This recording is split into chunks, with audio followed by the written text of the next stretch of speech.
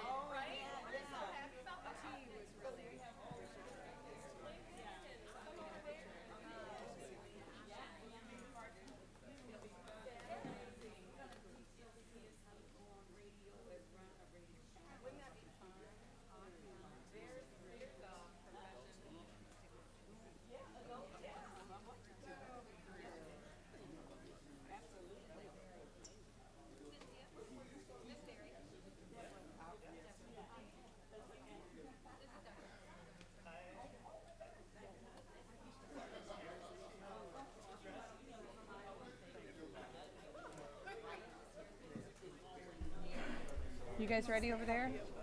Everybody ready over there? All right, are those two ready? All right. Good evening. Good evening. I'd like to welcome you to the board meeting of the Waterloo Community Schools Board of Education. Ask that everyone grab a seat. Thank you. I love it. I love having talk. And then actually I would ask that you join me in a moment of silence. Thank you.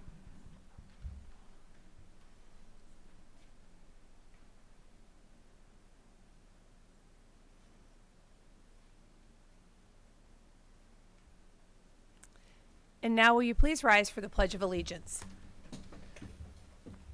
I pledge allegiance to the flag of the United States of America and to the republic for which it stands, one nation, under God, indivisible, with liberty and justice for all.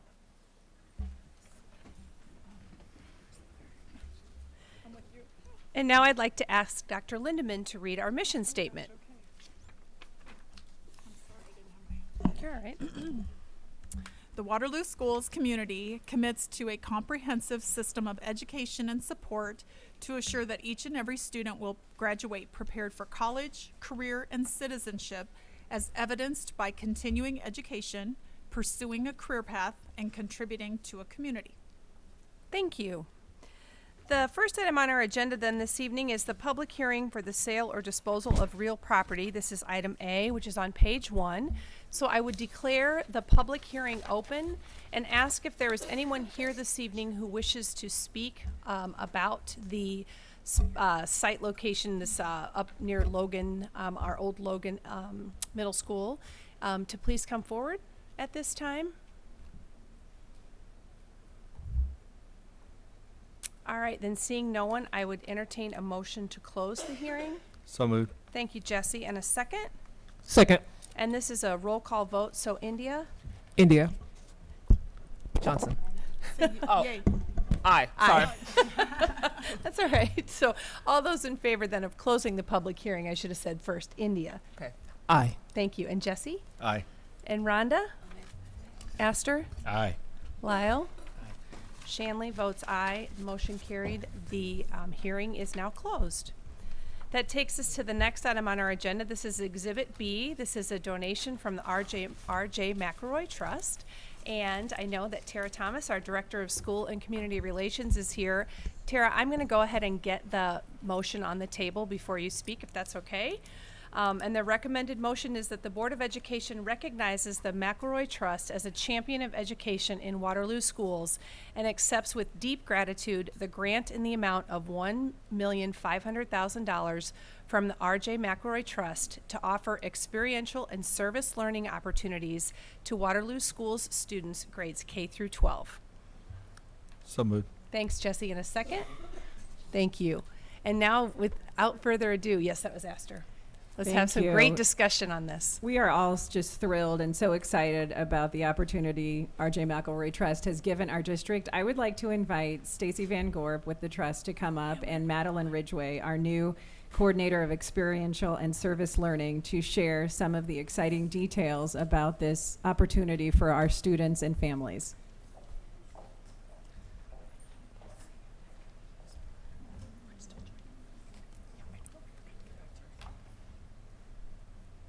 Well, thank you for acknowledging our gift, but it's really our privilege to do this for the students of Waterloo. I would only make a slight amendment. I understand that it's now a PK-12 Excellent. initiative, and so we're very pleased about that as well.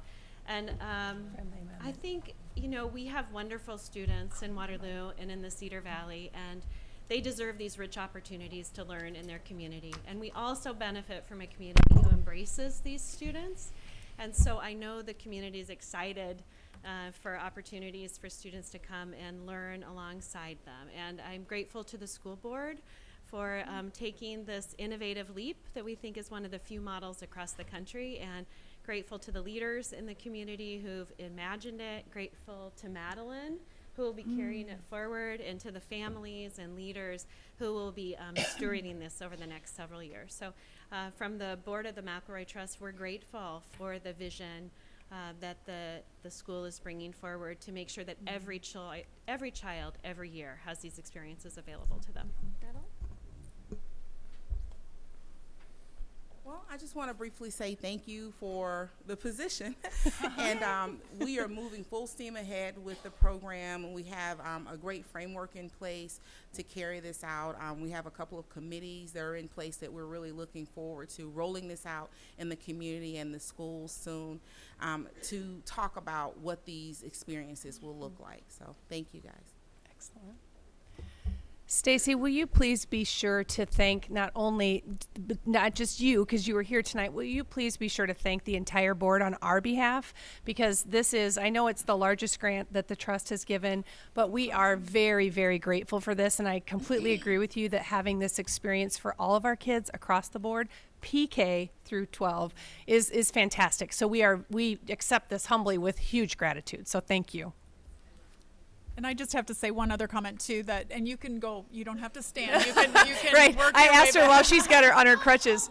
Why don't you hop on one foot? Well, No, I the one thing I think is really significant about this grant, well, multiple things, but one of the things that I have noticed already is that McElroy Trust, while they really bestowed upon us this huge gift, they are walking the walk with us. Matter of fact, we just had a meeting this morning. Madeline and I went for a meeting this morning, and the question they keep asking is, how can we support the work? We want to walk this with you. It's really, truly, and not only just a school thing, but it's a school and community thing. And so doing some research about other districts that have done some different things like this across the nation, you know, engaging in research with us, helping us connect with other people. So we feel McElroy Trust's support. It feels great. So thank you on behalf of all of, you know, Waterloo schools, and including the board. Absolutely, for those kids. That's right. That's right. I move to amend the motion to substitute PK-12 for K-12.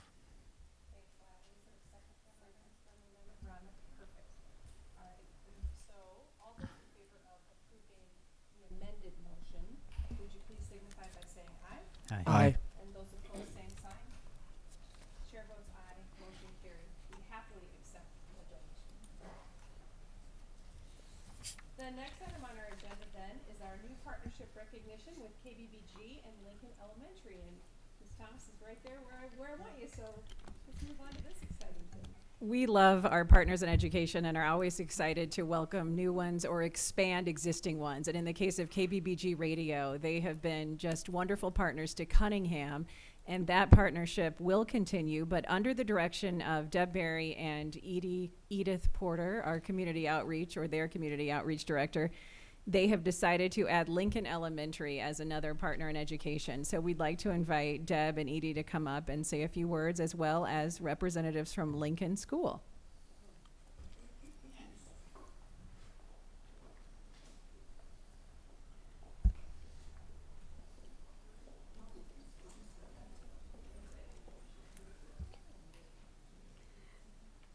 Brought an entourage with us here. Fantastic. Some KBBG staff and.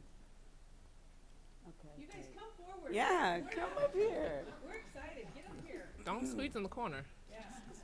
You know, all the way around that side. Let me just start. Oh, wait. I just start by saying good evening, board members. I'm trying to figure out how this happened, and it seems like Regina Weekly had a big hand in this. So, yes, and then John Barker.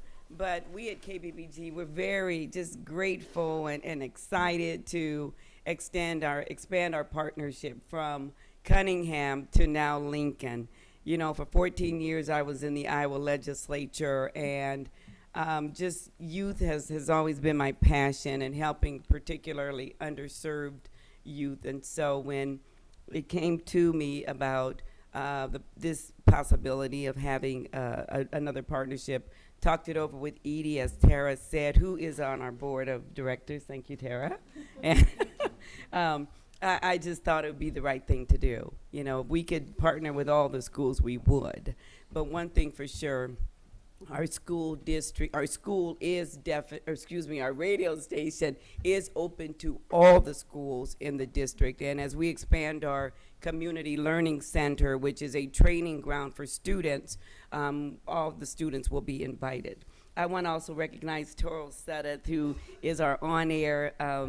He does a couple things, actually. He does Sunday morning gospel, as well as he and his wife, Dr. Charletta, they have a Saturday morning reading program on KBBG, and you invite a lot of the students from the Waterloo Community School District to be part of that and in live. And so we're excited about the great things that are happening with KBBG, and we want to thank the school for your support over the years, and just stay tuned, because we got a great journey ahead of us. Thank you.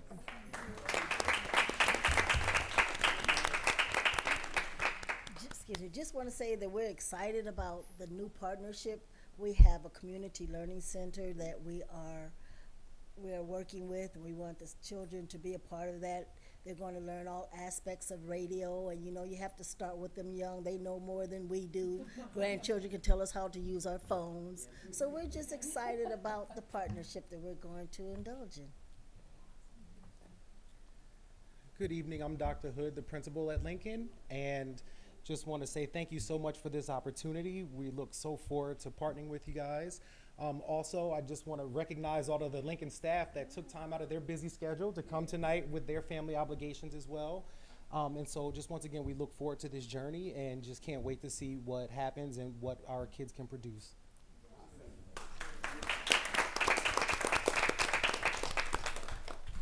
Tara, do you want to can you get everybody there? Do you need to move? Yeah. Yeah. So we can get all of you in a picture, because we need to shout that loud and proud. So. We like pictures.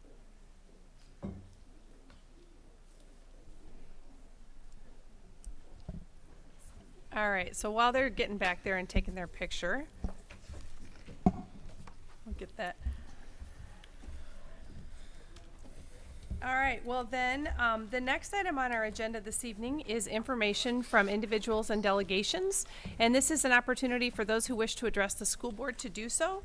Keep in mind, I'd like to ask that you keep your comments to 3 minutes or less, and Mrs. Arndorfer will hold up a yellow card when you have 30 seconds remaining, and a red card when your time is expired, and I will ask at that time that you respectfully wrap up your comments. I do ask that you keep your comments respectful and constructive. We are all here with the goal of helping our students. And to avoid criticizing the job performance of specific employees of the school district, personnel matters are confidential and must be handled through proper channels, not in this public forum. So we provide this as an opportunity for public comment. It's generally not a back and forth for items that are not on our agenda this evening, but we certainly will work to clarify and work through an issue if we have one. So with that, I would invite anyone who wishes to address the board to please come forward and state your name and address.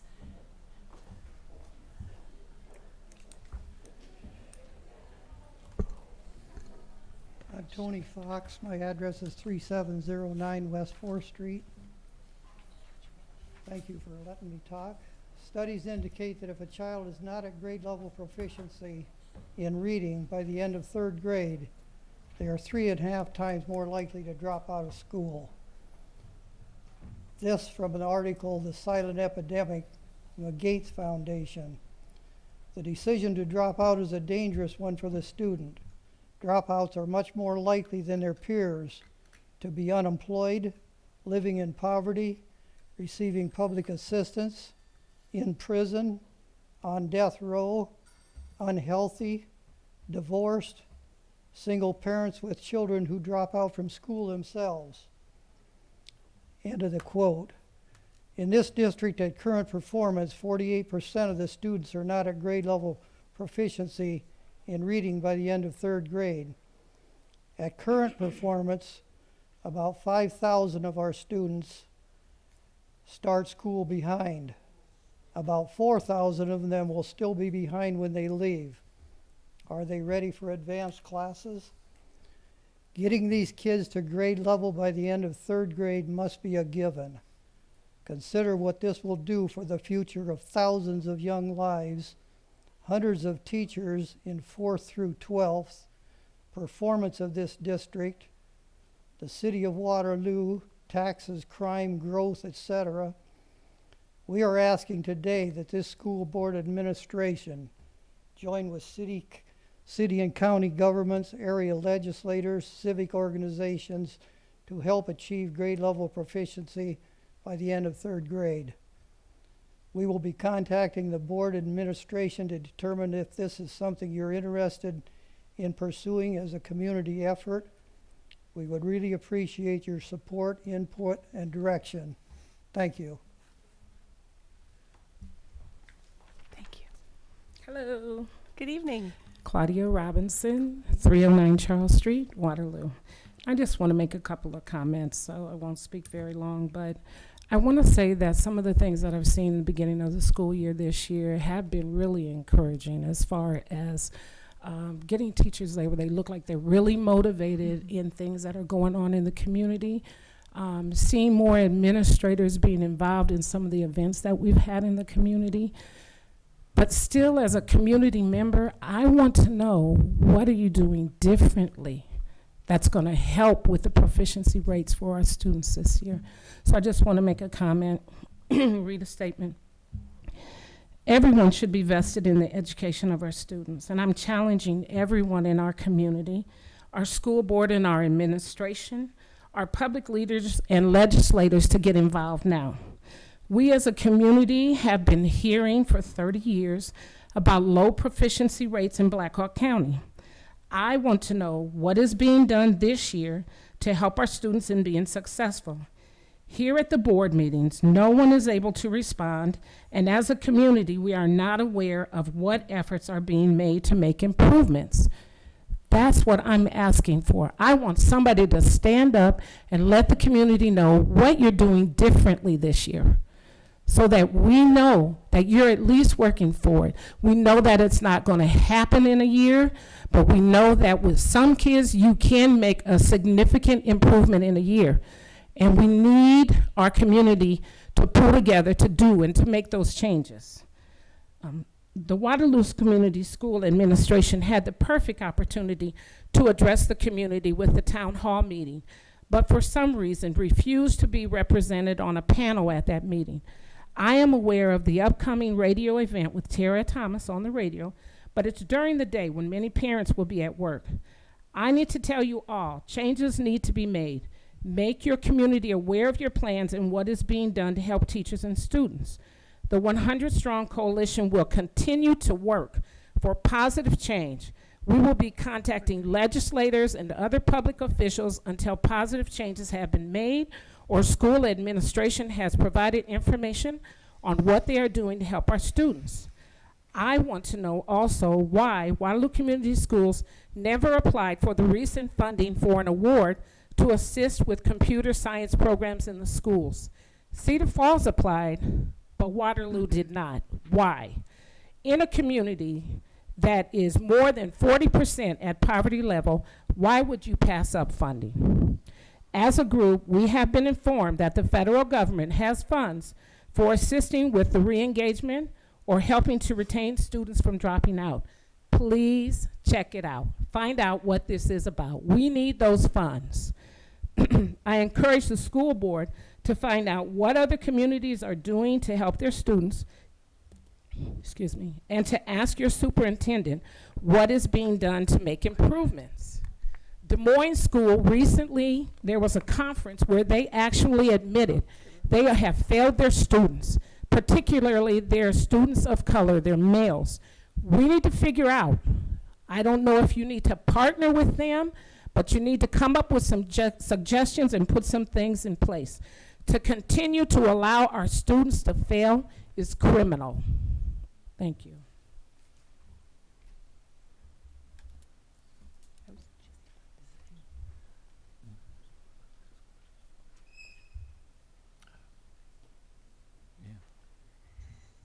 Sorry to take more time, but I wanted to come up because I've been asked on behalf of a woman who needs no introduction, Miss Anna Mae Weems, to do a quick presentation in light of some of our retirements. Dr. Smith and Cora Turner, Miss Weems came to me and said, we need to do this quick recognition because this has been years of ongoing work that she and Jeff Zapital, a familiar name, an East alum, have been working on through the Coalition to Build a Better Community. So over the years, the coalition has had multiple meetings with a lot of community stakeholders and done everything from touring city officials and folks outside of the Cedar Valley around Waterloo to just show off, what's happening in our city and get people an up-close look. We've brought in students from Waverly and the Cedar Valley Catholic schools to do community service and partnerships with our students. And this was all spearheaded by Miss Weems, who over my time with the district has been a friend and a mentor to me. And so she worked with Governor Branstad, and you'll recall we had that great event out at Lost Island, and it was really a culmination of this work we had done around this student exchange program. So among the honorees, whose photo I will get at a later time with these certificates, is T. Cribbs, our beloved front desk person at ESC, our superintendent, Dr. Jane Lindeman, Cora Turner, and Dr. Bev Smith. So on behalf of the Coalition to Build a Better Community from Governor Terry Branstad's office, this is a recognition that Ms. Weems asked me to share with all of you tonight. And I would invite her up because we can't have her come here and not say a few words. Yes.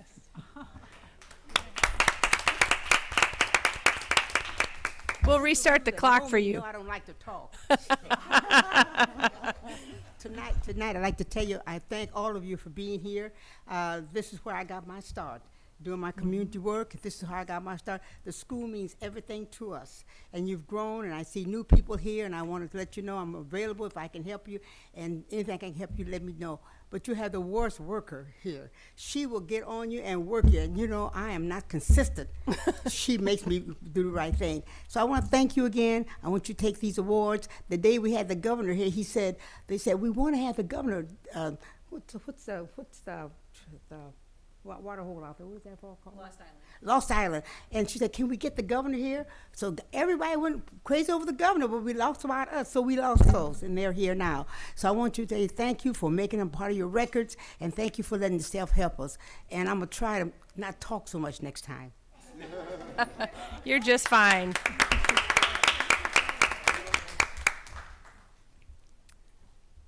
Thank you, Anna Mae. Anything further then? All right, well then we'll move on to our consent agenda this evening, which consists of 4 items: the minutes of the August 13th, 2018 regular board meeting, personnel appointments and adjustments, bills due and payable and bills paid between board meetings, and the Tri-County Child and Family Development Council Incorporated contracted service agreement. Are there any items, or can I get those items on the table, please? So moved. Thank you, Jesse. And a second? Second. Thank you, India. Are there any items which board members wish to have removed? Item E, I'll be abstaining from that vote. Item E, okay? And G, golf. And G. All right. All right, so then that leaves item D and F on the consent agenda, and all those in favor of approving those two items, please signify by saying aye. Aye. And those opposed, same sign. Everybody said aye over there, right? Okay, it was real quiet. All right, chair votes aye. Motion carried on the consent agenda. So that brings us to item E then, which is on page 10. And the recommended motion, hold on just a second, I've got to get to it, is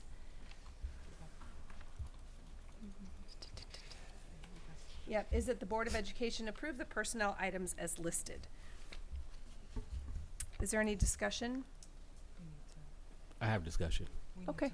Um, We need to move in second Oh. to get that on the table first. Second. So can someone move, Aster, will you move that then? yes. Thank you. And I then move. India second. Okay, and then Aster, go. It's discussion. So this is always pretty difficult because we're voting on a large number. So whatever the vote may be, if there's a concern or question amongst it, it wouldn't necessarily be the whole, but just the one thing. So I wanted to get that out there. So we can go ahead with the vote. Thanks, Aster. And for that clarification as well, that Jesse will be abstaining tonight, I think for, not for the whole thing, but for something that, so he would let me know that, so. I have a couple questions. Okay. One, I see that I think we have 6 on the new revised version. We have 6 certified resignations and 7 classifieds. So in light of that and just in general, are we stable in terms of our classrooms? Do we have a permanent teacher in every classroom? Which ones don't we? Or do we have schools that were kind of on the bubble, depending on whether kids, we have more students come in the next few days or not? Where are we? Just a general, where are we situated? You asked about 3 questions there, so help me Yeah. out. Can we start with the first one? Is this a kind of a general where are we? Yeah. Okay, I think we're in a good place. Ultimately, in general, when I look at the number of openings we have, we only have about 3 general ed teacher openings. I think when I talked to you last time, there were a number of openings from that standpoint, and so there has been some changes to that extent where we've been able to get some people in, and that's been exciting. And I think at the time that we had that conversation, we were in the midst of trying to get people in as well, and so that was tough. I do think we have a number of special education positions open that is concerning. We have about 5 open right now. We're working with the team as far as how we fill those. I would say to you, that's not a concern that's necessarily just focused just in our area. There's multiple school districts across the state that have concerns as far as filling those special education positions. I think we need to have a kind of a higher level conversation about what that means and what we can do differently. But those are the concerns I have right now from that standpoint. But in general, I think we're in a really good place. How about our class size? Do we have schools that we're still debating on whether or not to change any of the existing class structures? Do you want to answer? I don't know if you want to say. We actually meet every day to look at that. Right now, I was going to say this during the superintendent comments, but I would go ahead and say it right now that, probably I listened with great interest in the comments earlier, and one of the things that is concerning to me is that we still have students who have not arrived at school yet. We are in our 3rd day, and we still have a number of kids that have not come yet. So we hold on that decision until such time when we feel like we have a good feel for what our enrollment would be. And so we are working on that. We just met again on it today to take a peek at exactly which kids we're at this point in time, we're going door to door, knocking on doors, trying to get, find out who's going to be here, and if they've moved and maybe haven't told us that, we need to know that as well. So we have a team of dozens of individuals that are truly going door to door at this point in time, making a lot of phone calls, and if we can't get a hold of them on by phone. So to go back to your answer, that's the precursor information I needed to share. So we have our eye on about 3 classrooms that are, potentially looking at. We've already talked with the principal, in most cases talked with the teachers. I think they know, that we may be doing a move. So our goal is always to make that decision before we even go into the Labor Day weekend. And so we will be meeting again tomorrow and on Wednesday and Thursday to track those numbers to make that decision very, very shortly. And how are we looking for kindergarten? Are we have about the number we expected, or? No, we are under the number that I had expected. We're, just kind of looking at that they, we had 20 kindergartens come yesterday, on Friday. So we are looking at that. We'll give it a couple more days to see where we are. We have that, that formula that we look at. We are definitely on the lower side of that span.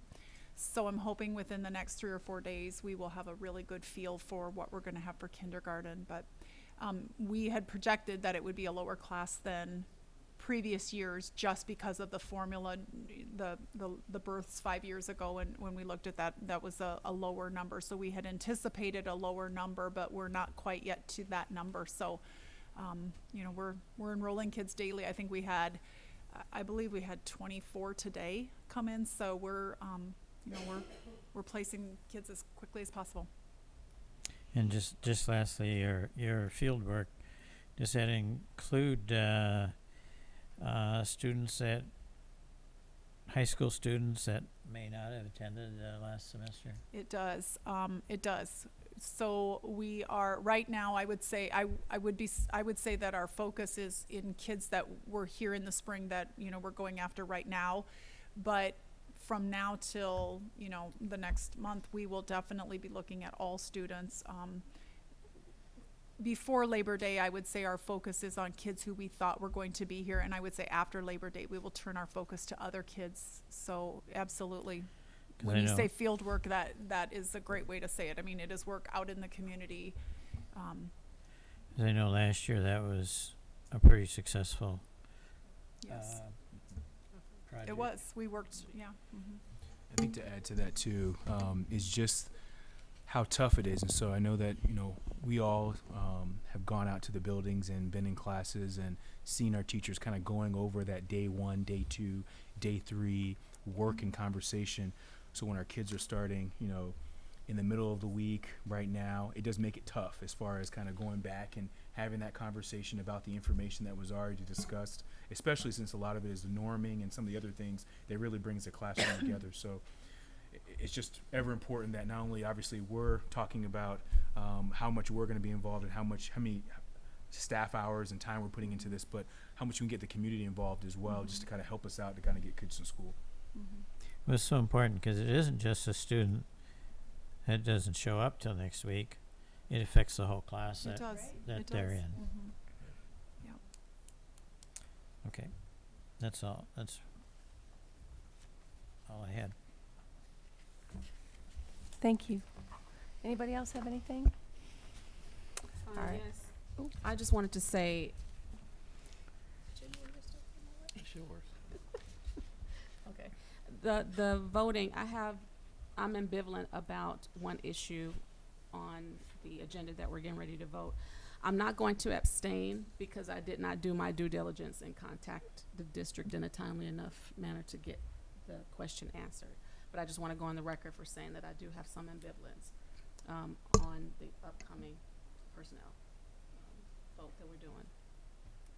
That's all. Okay. Anybody else? Okay. Then the recommended motion is to approve the personnel appointments as listed. And all those in favor, please signify by saying aye. Aye. Aye. Aye. Chair votes aye with Abstain. 1 abstention. Any abstentions on this side? Oh. And then anyone voting no? Thank you. I can't hear everybody. Yes. Got it? All right, great. Okay, thank you. That'll take us then to the next exhibit, which is Exhibit G. This is our Tri-County Head Start Agreement. And that recommended motion is the Board of Education approve the contract service agreement between the Tri-County Child and Family Development Council Incorporated and the Waterloo Schools for the 2018-2019 school year at a cost of $845,345. So moved. Thank you, Jesse. And a second? Thank you, Rhonda. And discussion, I know that Dr. Charlotta Sudeth is here this evening, and I believe John Barry's back there. I just can't see him. Hi, John. So I'll open this up for discussion. I think, Lyle, did you pull this? I did. Great. I'm Come gonna on start. up. I'm going to start with a couple of financial questions, but I really want to the effectiveness, as Mr. Fox and Ms. Robinson, I think, alluded to. Student performance is number one, and it is with us, but we want to make sure we take every opportunity to make it as effective as possible. But number one on the payment, the $4,803 per child per year, what do we receive as a district?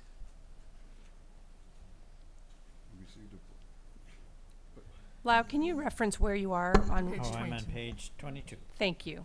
Do you all have a copy of that in front?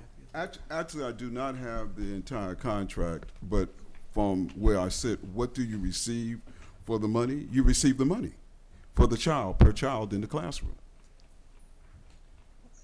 But the 22. Waterloo, if I understand this right, Waterloo District is paying $4,803.07 per child. Is that correct? Waterloo, what page are you? 22. Right here. The cover page? Payment hours. Did it? Who's paying the $845,000? Head Start. Head Start. Yes. Oh. Yeah, it's coming to us.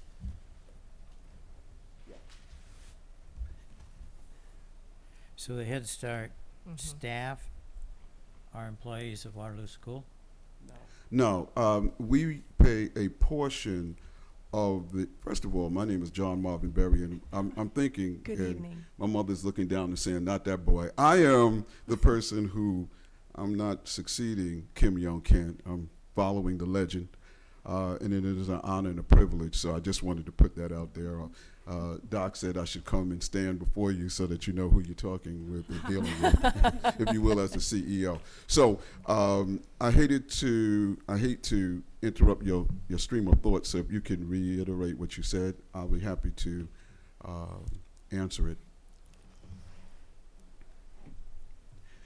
You were talking about the teachers. Okay, so a part of that $4,803.07 goes directly to the Waterloo Public School System, and it is a contract for the board members who aren't familiar with how Head Start and Early Head Start works. It's a 5-year contract it's a 5-year grant with the federal government, and we re-up every year. The only moving target to these monies is the COLA that's sent down from on high, meaning the federal government. So this year, it was a 2.6 increase. That's what my CFO, if you will, bakes into this contract, which comes to $4,803 per child. And your CEO then does and works his fiscal and financial magic, if you will, as it relates to your teachers. Tri-County deals with the family workers and the assistant teachers at the schools in which we are embedded with and partner with the public school system here. So the Waterloo District provides the teachers, and Tri-County provides the 10 assistant teachers and 3 full-time family workers. Yes, it's there. Yes. And, but that is not a part of, and I hate to interrupt you, that's not a part of the $845,000. $845,000 is separate and apart to the family workers and the assistant teachers, which is on Tri-County side, payroll side, if you will. okay. So we get that money, we hire how many teachers?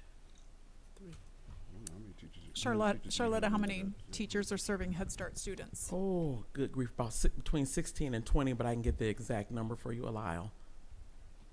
And we serve about 176 Head Start children. And quite frankly, Lyle, that $4,803, you know, just across the board, even with voluntary preschool money, you know, we have to constantly braid money together to make this thing work. That's the thing about early childhood. The state won't do the Doesn't fund. 1.0 monies as well. Yeah. But we're grateful to John. Again, every year we've received an increase, and we're able to continue this partnership, serving some of the neediest children in our community. So these are categorical funds? Michael? Yeah. It's Just a grant. grant. But do we, out of our general fund, do we fund part of this program in addition to that? No. It all No. comes from Nope. special funding. We also get what Charlotta referred to as voluntary pre-K. That's additional money above our regular budget that we get for pre-K students. Yes, sir. Okay. So my second question, more important, is intuitively it seems like this ought to be a really good deal and have long-term effects.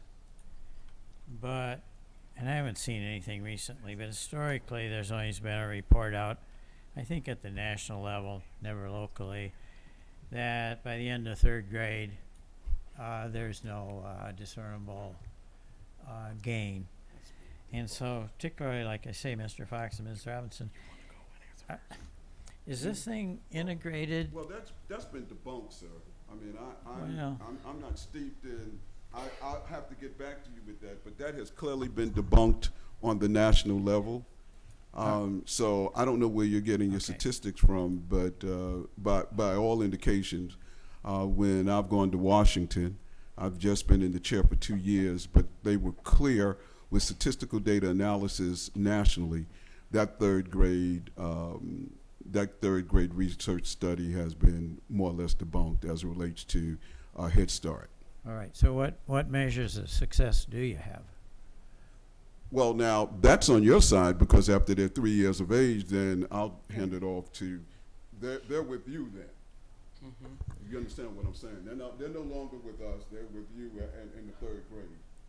Well, I know, but Yeah. if there's no evidence that this is sustained long-term, then that questions the whole program.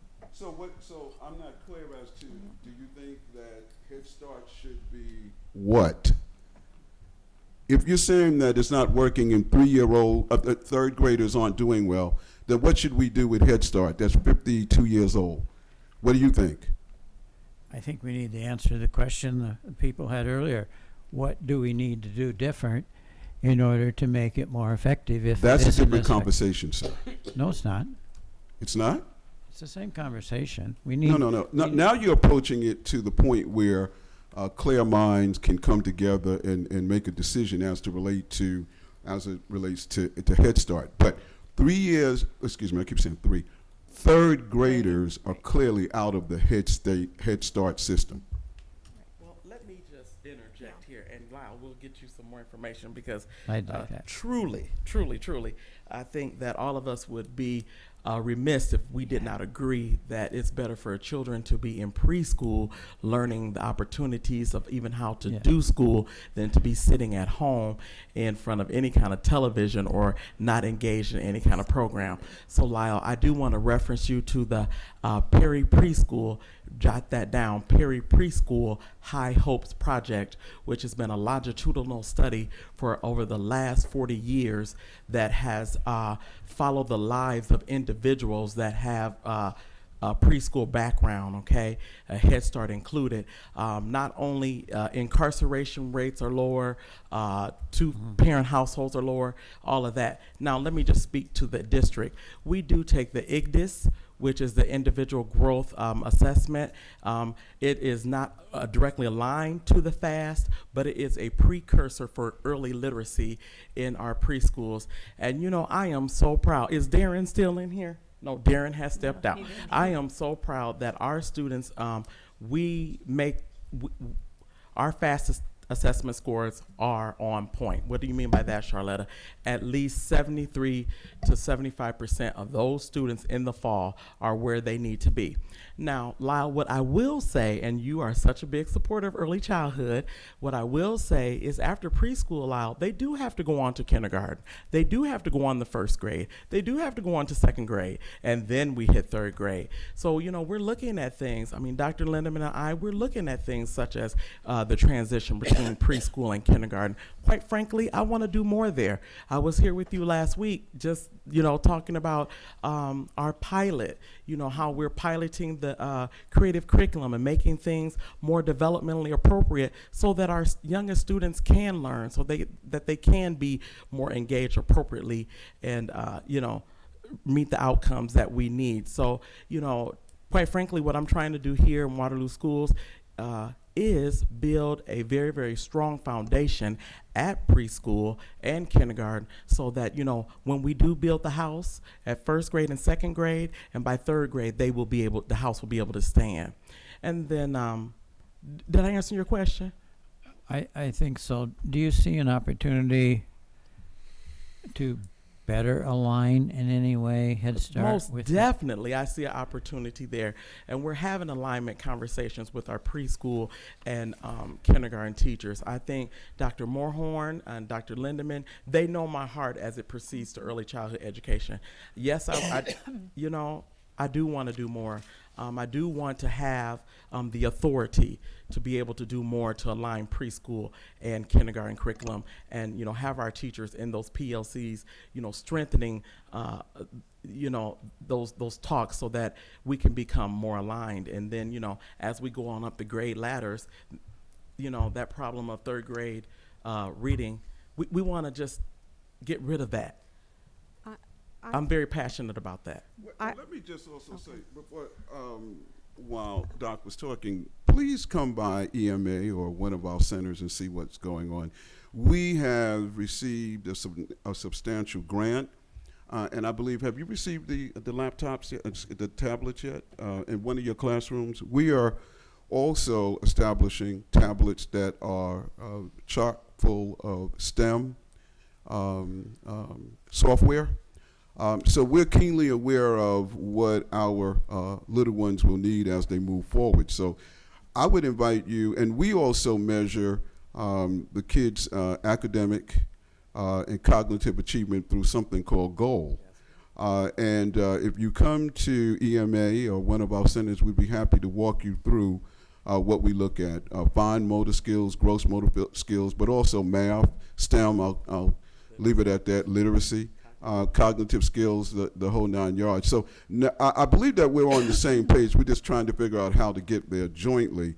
And we often say that Head Start is not a daycare. It is not. No. It is the beginning of training Iowa's 21st century leadership. And I just want to say thank you. I'm sorry, Lyle, were you finished? Oh, go ahead. I just want to say thank you for partnering with us and helping us in our alignment. I think the question is, with all things being equal, and I've heard the argument about that third grade, and there are some studies that show that students, all things being equal, once they get to the third grade, they catch up. But that's the phrase, all things being equal. And one of the benefits to Head Start is that they work with those families that are on the margins. And they give low-income families an opportunity to send their kids to school before kindergarten. Because all things being equal, everyone would educate their kids before kindergarten. So I just want to say thank you, and I'm looking forward to see how you partner and align the, I don't want to call it Montessori because that's a different brand, but what you talked about. Creative curriculum. Creative curriculum with the Head Start students. So thank you. I would also add to, Go ahead. one of the things, Waterloo Schools is a player in the community, the Waterloo community's campaign for third grade literacy and proficiency. And that is actually hosted through the United Way. They are the fiscal agents for that through the United Way. So if any viewers or anybody here at the table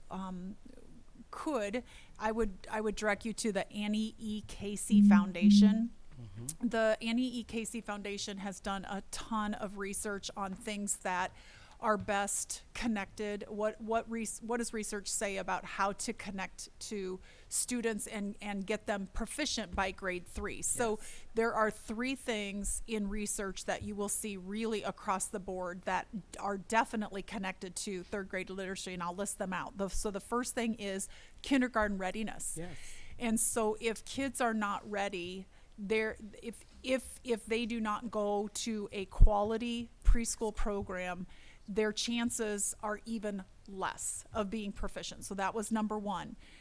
So that's, we have definitely put eggs in that basket of making sure that kids and helping that transition from pre-K to K.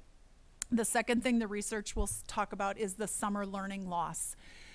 You will see that all across the research, that has been a big connect. And so if students do not attend to task over the summer, their chances of backing off, or we'll call it summer learning loss or the summer slide, are great. And so at minimum, you would hope that kids would stay the same from spring to fall, that they wouldn't lose anything. At best case scenario, you would hope that they would gain something. But so that summer learning loss is the second thing. And the final thing that's connected to 3rd grade proficiency is absenteeism. And if you can get student attendance up, excuse me, that has a very, very big connect to proficiency. So if you heard in my voice just at the last item when we were talking about kids coming to school, part of that is research based, and that is where, so when I actually, on the first day of school, as I was going from building to building, leaving my window down in my car, why are you not in school? Seeing kids out in the community, I saw 2 boys who clearly were either middle school or high school, and they're riding their bikes, and I couldn't catch them because they were riding across, but looking, that absenteeism, Dr. Mohorn and I were looking at the percentage of kids who are chronically absent, and the Annie E. Casey Foundation has come up with the formula everybody could call chronically absent, whatever number you set. That foundation sets 10% of the days. So if we have 180 school days, 10% of that is students who are absent 18 days or more. And so we look at the numbers of kids, and quite honestly, it's too many. It's too many. It's actually staggering for, kids who have missed a month of school or more. And so if you can attack those 3 things, and I loved the questions earlier when we say, what is it? And Claudia, we've talked, and we need to do a better job of sharing the message, because we are doing a ton of things, and we're really looking at the research base and what it's saying. Those are 3 things that we meet on all the time, and our list of under each one of those, what we're doing is huge. It's got to be a community effort, though, because especially on the absenteeism, that's a beautiful example of where I love the concept of coming at it together, because short of going door to door, which we do, we do that, coming together as a community and helping those 3 things, those are definitely connected to the 3rd grade proficiency. I've gone on too long, but I wanted to reference that research. Thank you so much. And let me just say, Superintendent, that is, we have unfortunately joined the battle with the lack of attendance. Okay. So I don't know, from 0 age, as you know, prenatal 0 to 4 years of age, we have found a precipitous drop this year as well. So my ears perked up with everything that you're attempting to do, and you should be lauded for that. We are as well. I don't know what is causing this. But it is systemic. Can I ask, for transportation, do you think that might be one for some of the low-income families? Do you know if that might be one of the issues? Heretofore, it has not been. Okay. And we don't know whether or not, and when I've had a meeting with the superintendent, whether or not it's the birth rate. But I turned around and looked at my team and said, well, this is kind of interesting. This is crazy in terms of the lack of participation and having to go door to door and doing a lot of things that the Waterloo Public School System has to do now. So it is systemic at first, second year, 0, if you will. We take them to 2 weeks of age to 4 years of age, And and we're experiencing the same thing. And I think that family literacy is critical to this, because I think, and that's one of the things that the school district, I know we're working with our family, we don't call them family service workers, but family support workers. But that family literacy piece, because, you know, childcare is very expensive sometimes, and most preschool programs, which is different from Head Start, is costly for some families. And I think that there are some families who don't understand the difference and know that Head Start does actually have some learning outcomes attached to it. Exactly. And, you know, Exactly. those are things that as educators we have to know because it's part of our jobs. But hopefully we'll get an opportunity to share that with some of our younger families who don't understand the difference between Head Start and preschool, and know that it's services provided by the government, and that we provide nutrition and socialization and actual curriculum to the babies. So, but that family literacy, I think, is a part. And once again, I invite the school board, and I know Dr. Lindeman has been there, but to come and pay a visit to see what goes on with us, and we don't want to take up much more of your time with that. But we are poverty indexed. And let me just say that the federal government, the United States Congress, has not looked at the poverty indexing for 30 years, which is ludicrous. Well, I'm just going to finally say, I'm going to give just a personal narrative of how important Head Start has been for me. As some of you know, I work out at Hawkeye Community College, and we have an early childhood development center on campus, and half of that is Head Start. So we have a lot of young parents that would not be able to go to school if it were not for Head Start. They're able to, you know, take their child to, it's a building right on campus, and they work with them because it is income based. So I just think Head Start is so critical, because it allows parents to continue their education, which, as we know, contributes to better nutrition and all those kind of things that help our kids to be able to read by 3rd grade and to continue on. So And that's what Head Start has meant for me. And Rhonda, I don't want to get too deep off into this, but just so you all know that Head Start was formulated, War on Poverty, back in the early 60s, mid-60s, and it is a 2-generational model. What does that mean? So while we're educating the child, we're also educating the parent. And we do parent nights monthly to try to engage parents on what they can do to further help us with their students. And then I just want to do a point of clarification. Are we done with the Head Start piece, Lyle? All minds clear on that? I had a question Okay. too. Just remind listeners and viewers your locations in the schools. We are at every location except for, let's do the exception. How about that one? Do the exception. Okay. It's far flung. The empire with the partnership is at numerous schools. So. Lowell, we're not at Lowell. We're not at, and we would love to be everywhere if we could be. We're not at Lowell. We do have preschool at Orange, but it's not Head Start. We do have preschool at Becker, but it's not Head Start. Okay. And we're not at Kingsley. Thank you. Okay. Can we entertain any other questions? I just had, and Dr. Miller, you may have a better answer. So 176 kids in a typical class size, that'd be roughly about 20% of students? 20% what? 20% go for this program on a given year, approximately?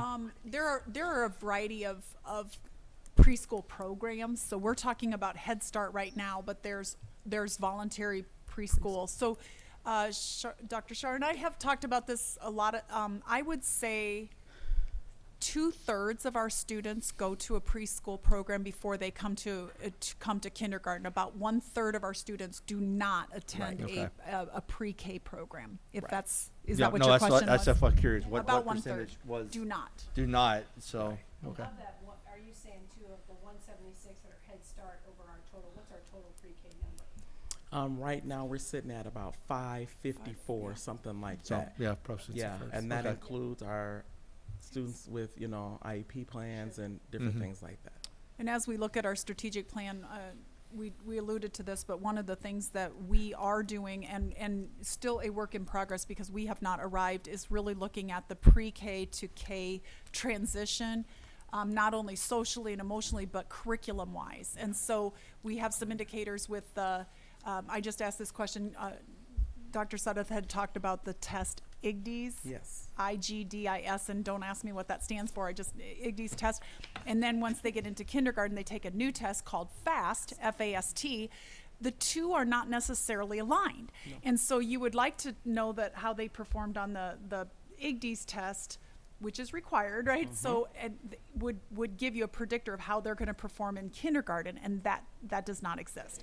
So we have some work, so we have to do some other things. Those are state tests that we are given and required, which are good tests, but they're not aligned. So we have some work to do internally to try to get that predictive factor so that we can do the early intervention. So would you agree with that? Yes, I would. And then just saying FAST is more about fluency, rate of reading, and our test, the IGDIS, is more about oral language. Do they have the language? Do they have the capacity that is the precursor to reading? And at our level, as I indicated earlier, we have GOAL, which is as Dr. We Sutton all just have GOAL. mentioned, we start them off with STEM and literacy and science and all that good stuff as well. IGDIS is individual growth and development indicators, Yes. and they're a set of preschool assessments for monitoring the growth and development of children on the pathway to kindergarten. There you go, on the pathway to literacy. Very nice. Well, I think what I don't think anybody disputes what Mr. Fox said in terms of the importance of being on grade level proficient at third grade. There's been quite a bit of, that just makes sense. In terms of, I guess what I heard from Ms. Robinson was, are you doing enough differently? A couple years ago, in particular, maybe last year, but definitely 2 years ago, maybe 3 years ago, we discussed, the state was proposing a provision in which you had to be proficient in order to leave third grade. Third grade. That didn't become a requirement at the state level, but maybe we need to revisit that and say, well, at school board level, we could certainly implement that whole thing. I'm just wondering, if we did that, does that precipitate a series of actions prior to that, which is the intent of it, in order that actions be taken by collectively Early by childhood. everybody in order to get the kids proficient at third grade? Because it kind of, I've been here a long time, and as was alluded to earlier, 20 years ago we had too many kids that weren't proficient. Every year we have not a new program, but improved program, and 20 years later we still have too many kids that are not proficient. So Well, maybe we're just not, aggressive enough, bold enough to demand something like you have to be proficient at third grade, or you don't move on. Now, what that means, of course, is we have to have a special action that we take if they fail, if they're not proficient. But more important than that, what do we need to put in place so more are proficient? So Well, we obviously have 1/3 of our students not attending for some reason or another, and obviously most likely that's access reasons. The kids were families that maybe cannot afford it for whatever reason or not. I'm guessing most of percentages are not families that could afford it and just choose not to. But to me, that's until you bring worthwhile. that third up to being on the same level as getting the same opportunity as the other 2/3, then But that would be a worthwhile discussion. I think this board ought to engage in, because it is really, really important. Early childhood is important. Yes, it is, and like I said, I don't think Claudia was here last week, but we're trying to something new we're doing is the kindergarten creative curriculum pilot. We're expanding that pilot into our kindergartens, and so we're looking at that, and we want to continue to. I guess, Lyle, I'll just end with this. If the discussion wants to be had as far as what we need to do to strengthen our early childhood, I would love to be at the table. I'm all for that. I think everybody Yeah. here knows that. You would- And how we need to, Yeah. better align what we're doing in preschool right now. Yeah. We the state of Iowa, when they came in, several of you were there when they did their last visit. Our preschool, Waterloo Community Schools preschool, got high accolades for quality and standards. So we just want to keep that pushing up. So, we're going to make it. But yeah, I agree with you. We want to strengthen the foundation. So when we continue to build up by third grade, it's not an issue. Thanks for all you do. All right, I appreciate that. Now, are we done with the Head Start piece? I just feel like I need to explain. Many of you all saw me up here with KBBG, and I think I need to explain. Just a quick explanation. I am not employed with KBBG. I have volunteered with KBBG for well over 10 years, and my husband and myself, we produce a weekly now it's an hour, a 60-minute show dedicated to reading and giving parent tips, and it is called Parents Love Your Children. Nice. Thank you. Thank you. Thank you. Yes. I'd like to say that I love Dr. Sudeth. How's that sound? So, all right. Then all those in favor of approving the contract with service agreement with Tri-County Child and Family Development Council, please signify by saying aye. Aye. Those opposed, same sign. Chair votes aye. Motion carried. Thank you both very much. That takes us to the next item on our agenda. This is Exhibit H, and this is the sale and disposal of real property. And that recommended motion is that the Board of Education list the property at 1505 Logan Avenue for sale and assign the superintendent as the representative of the district to enter into negotiations on the sale of the property as listed. So moved. And a second? Second.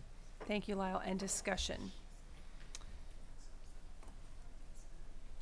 Michael, I don't know if there's any background that you want to provide. This is something that a couple years ago we had this. It's been for sale for a while. Well, we've posted in it back in 16. Yeah. When there was some interest that was made known to us. That sale never materialized. So now we have some interest again, and to not have any confusion about it, we had a hearing again to say that it was up for consideration for the board to approve its disposal, which is what has to happen first, that you're willing to sell the property if a deal can be struck. So that's where we're sitting right now. We don't have a formal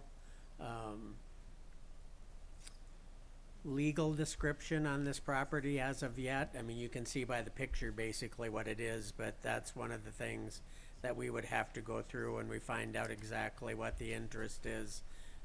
But we're expecting it to be very close to those boundaries. So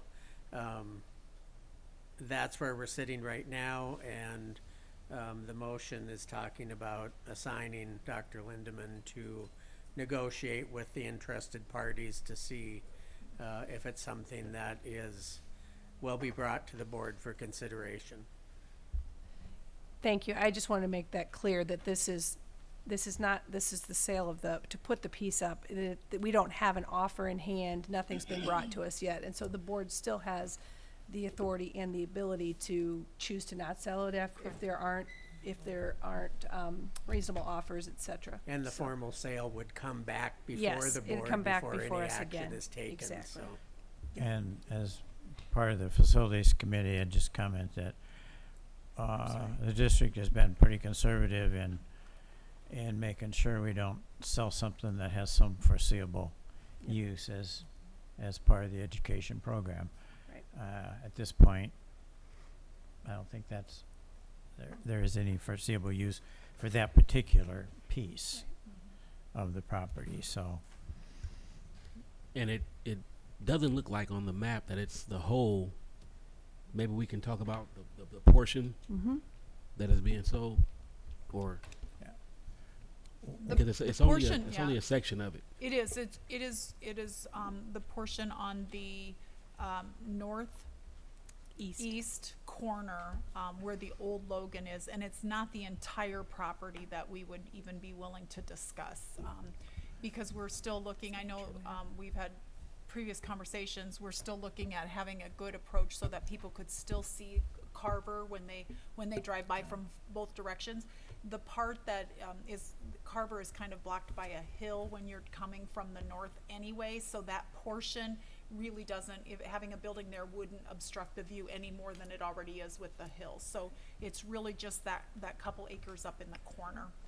That we And would it- even and entertain. it That would include the protects- parking lot and Yep, that It little does section in include the front. that parking lot, but it protects the bus lane, as you know, our Yeah, it buses keeps come the in bu- there. yeah, it keeps That easement on that side or that piece would still be ours, Right. so So that, it's not the bus lane, and it's not a portion that was felt to diminish the curb appeal Right. right, of Carver, so that's why that particular piece was chosen. Right. right.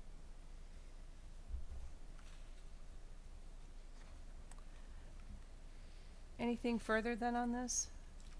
And just note of what Michael said, that any sale would have to come back before the board again. So Yep. this is just to allow people to, express their interest Express their and bid on a Right. piece or share their interest. But we have an advertising protocol as well, We do. do Oh, we yeah. not? Yep. So We'll that follow will all be, of that, yep. it will be advertised, a sign on the property and With the legal description and all so that. forth, okay. Well, that's what the public hearing does, is make the public aware that this is up for disposal for anybody that wants to make an offer on this. It's not restricted to the people that have shown interest. It's now open to the Open to general anybody. public of anyone. That's why we have to post it Yeah. publicly and then have the hearing, and so everyone has the opportunity. But not 100% of people watch the public hearing, so other means are. Well, I think it was pretty prominent in the paper on Sunday. It so- was Yeah, big. it was. We've actually had a few people reach out today, just asking questions about Okay. when they would be able to. When do the that. So, sign goes up, watch. Yeah, we'll see. I mean, and we may do nothing. We may end Right. up doing nothing. All right, anything further then? All right, then all those in favor of approval of the sale or disposal of real property, please signify by saying aye. Aye. And those opposed, same sign. And chair votes aye. Motion carried. The next item on our agenda then is the driver education contracted services, and the recommended motion is that the Board of Education approve the driver education program proposed from Street Smarts for the period August 2018 through August 2019. So moved. Thank you, Jesse. And a second? Second. Thank you, Rhonda. And discussion. I know we got an updated addendum, the service Well, agreement. there's a little bit of a story to this. I mean, because as you look at the exhibit, we normally do a 3-year contract.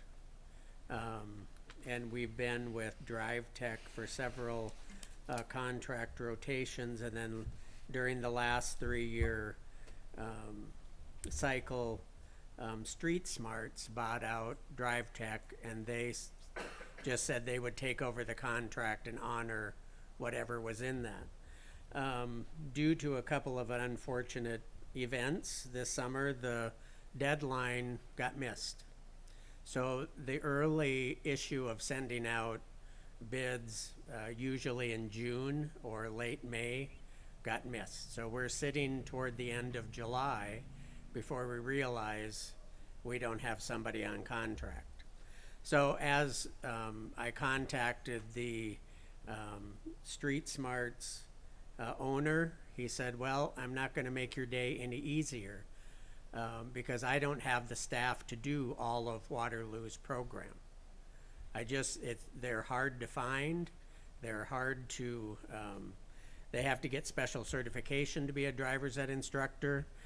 So he said, unless you can find me some help, I'm not sure what we're going to do. And besides that, not going to be able to offer it during the student day.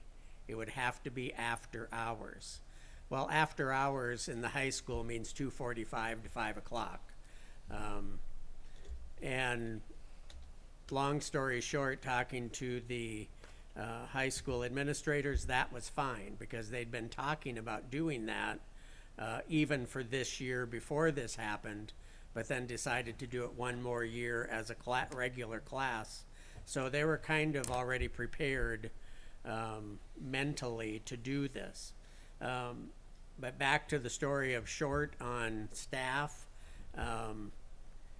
the owner of Street Smart suggested that we contact the Golden Rule company that does Cedar Falls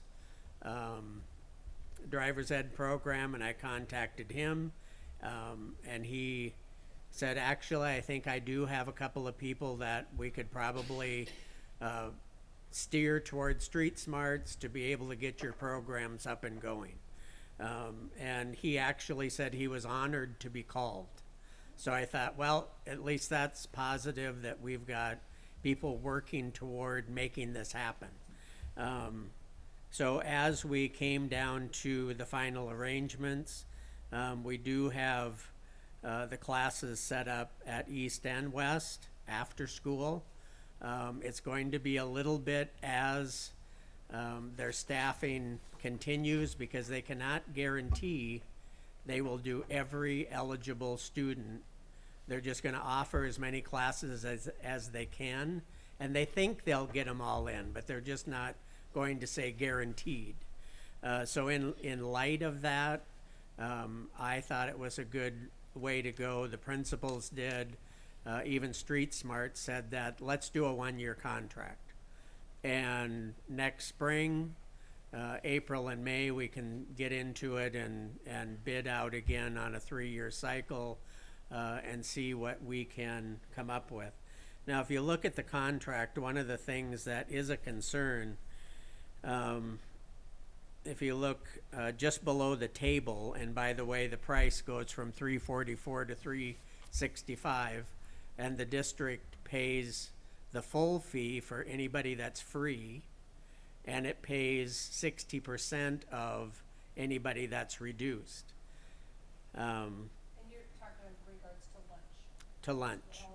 Yeah, and just because CEP is now an issue on that, that does not mean everybody at East qualifies as free. If they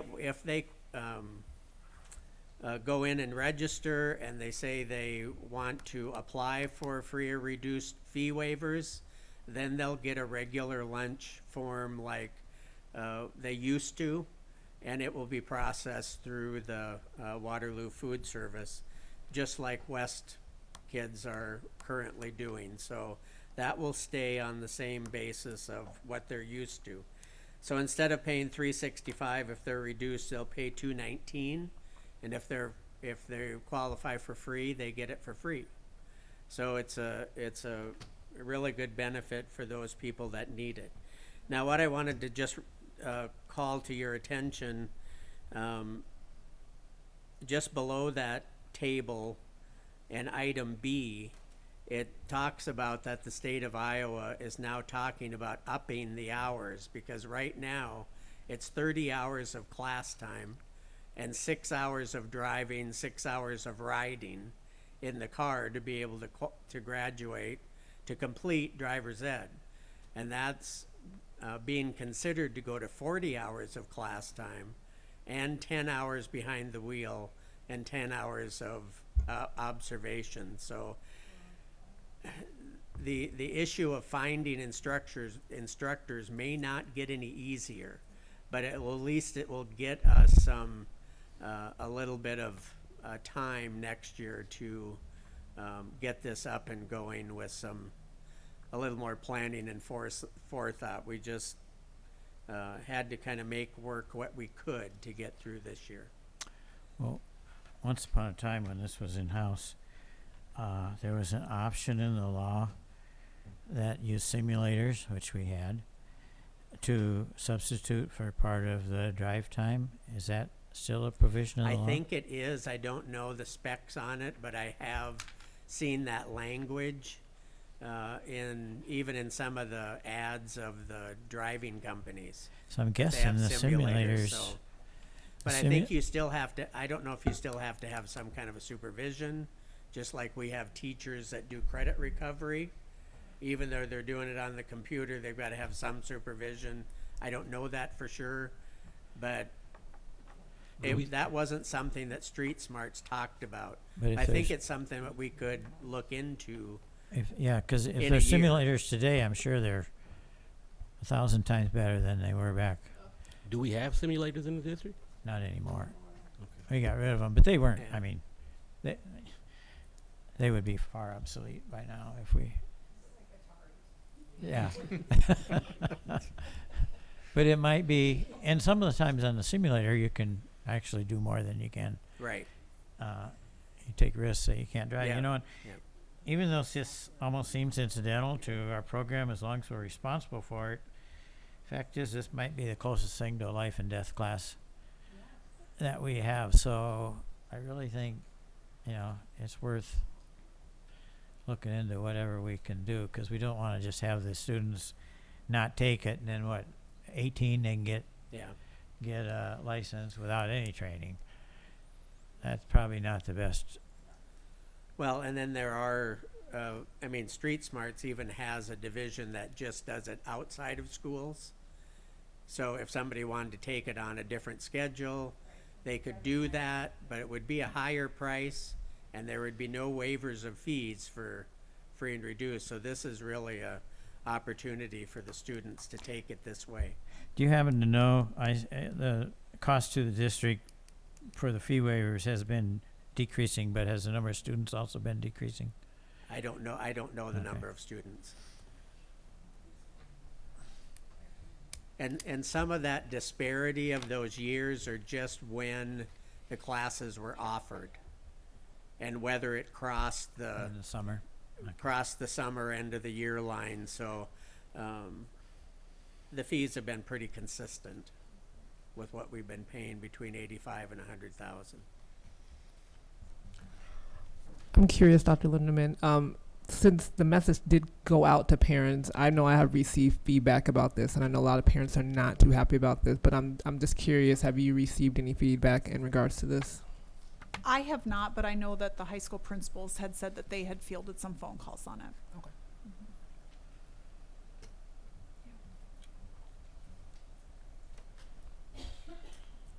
I guess the good news is we're working as hard as we can to get as many of the kids, and like Michael said, hopefully they can get all of them serviced. So, This is a step up from what I had.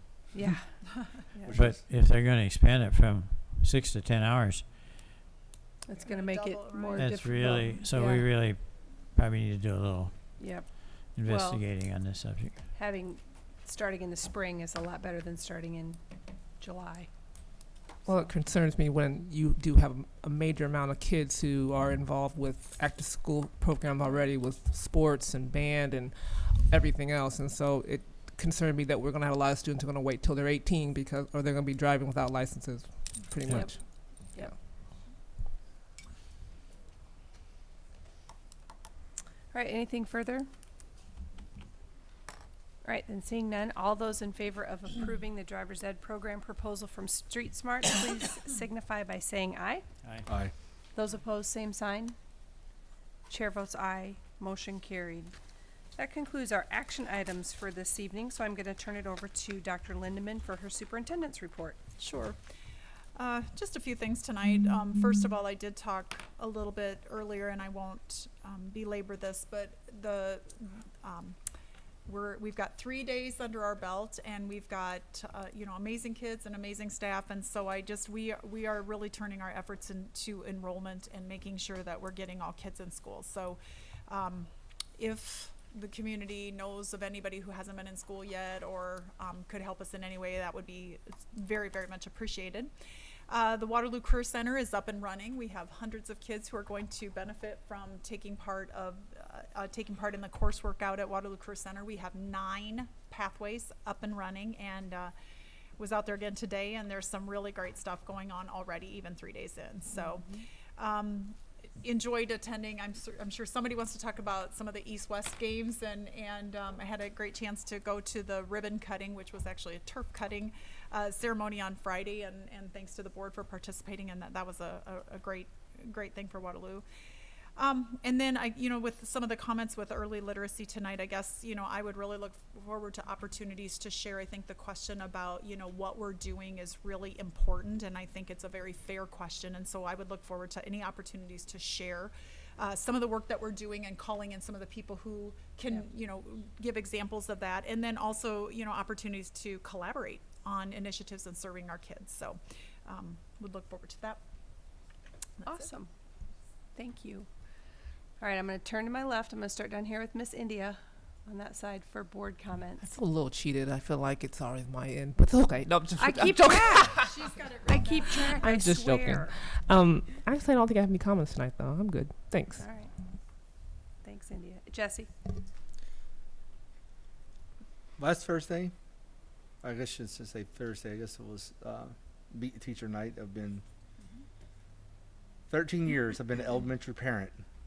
This is my last year being an elementary parent Nice. for me and my wife, and it's been a amazing 13 years for that element. And we got kids in high school and middle school now, but there's just something neat about that elementary experience, and I will, definitely miss that as a parent going forward.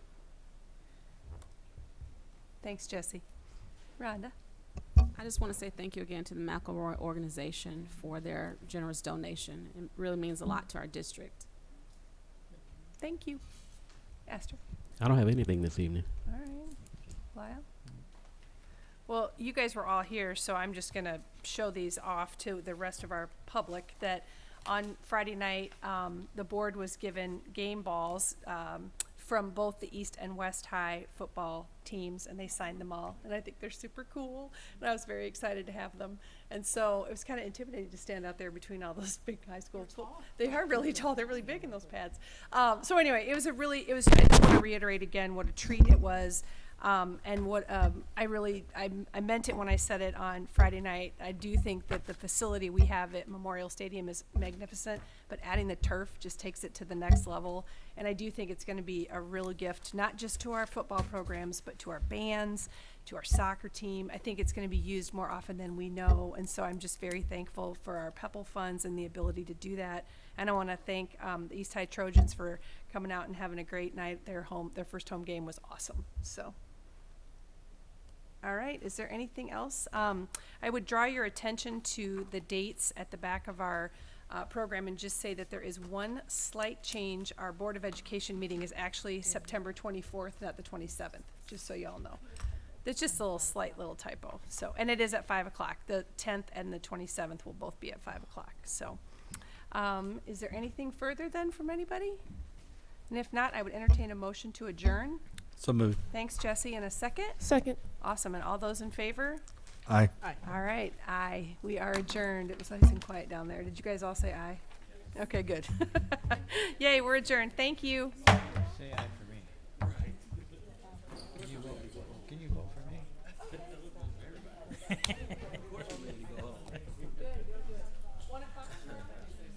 What is 3 o'clock tomorrow? 3 o'clock is the. Oh, we canceled that one. It's still on my calendar, so we just moved it. 3 o'clock. Are you facility? No. Re-entry. Okay. I We have have facilities though, don't we, sometimes? Yes. Or not? Are you on facility? It's Lyle. No, maybe we I'm don't. on No me, facilities. Shanley, and Lyle. Okay, can I put a request in from a school? Oh, yeah. I think so. I'm not Oh, sure re-en- which that's is what- usually goes to Marty. Yeah. I think. Got Three. it. Okay.